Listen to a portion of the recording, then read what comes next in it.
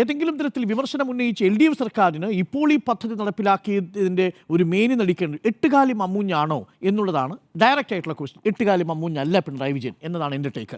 അതേസമയം ഉമ്മൻചാണ്ടി സർക്കാരിൻ്റെ പങ്കാളിത്തവും നേരത്തെ കരുണാകരൻ്റെ സർക്കാരിൻ്റെ കാലത്ത് 91 അല്ലേ, അന്ന് MV രാഘവൻ തുറമുഖ വകുപ്പ് മന്ത്രിയായിരുന്ന സമയത്തുള്ള നീക്കങ്ങളും നമ്മൾ ഓർമ്മിച്ചു തന്നെ പോകണം. അവരുടെയൊക്കെ ഇനിഷ്യേറ്റീവ് ഇതിലുണ്ട്. നേരത്തെ സുജിയെ പറഞ്ഞതുപോലെ CP-യുടെ കാലത്ത് ഒട്ടേറെ പ്രോജക്റ്റുകൾ, ഇന്ന് കേരളത്തിൽ നമ്മൾ കാണുന്ന പല പ്രോജക്റ്റുകളും CP-യുടെ കാലത്ത് വിഭാവനം ചെയ്യപ്പെട്ടല്ലേ. സർവകലാശാല മുതൽ FACT മുതൽ അന്നത്തെ SBT എന്ന് പറയുന്ന സ്ഥാപനം അടക്കം എത്രയെത്ര സ്ഥാപനങ്ങളാണെന്ന് CP-യുടെ കാലത്തുള്ളത്. അതുകൊണ്ട് എല്ലാ ക്രെഡിറ്റ് CP കൊണ്ടുപോകുന്നു എന്ന് പറയാൻ പറ്റും. ഇതൊക്കെ ഓരോ കാലഘട്ടത്തിൽ വിഷണറീസ് ആയിട്ടുള്ള ലീഡേഴ്സ് കൊണ്ടുവരുന്ന പ്രോജക്റ്റുകളാണ്. അന്ന് MV രാഘവൻ വലിയ പ്രോജക്റ്റായിട്ടാണ് വരുന്നത്. ഇവിടെ മാത്രമല്ല, അഴീക്കലടക്കം വലിയ സാധ്യതകളുണ്ട് എന്ന് കണ്ടെത്തുന്നു.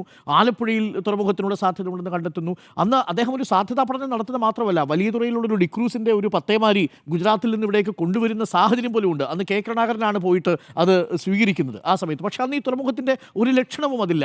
അന്താരാഷ്ട്ര കപ്പൽ ചാലിനോട് ചേർന്ന് കിടക്കുന്ന നമ്മളുടെ തീരത്ത് നിന്നും ഒരു നോട്ടിക്കൽ മൈൽ അകലെ 24 മീറ്റർ ആഴമുള്ള ഒരു വലിയ സ്വാഭാവികമായിട്ടും അപ്പോഴും ഉണ്ട്.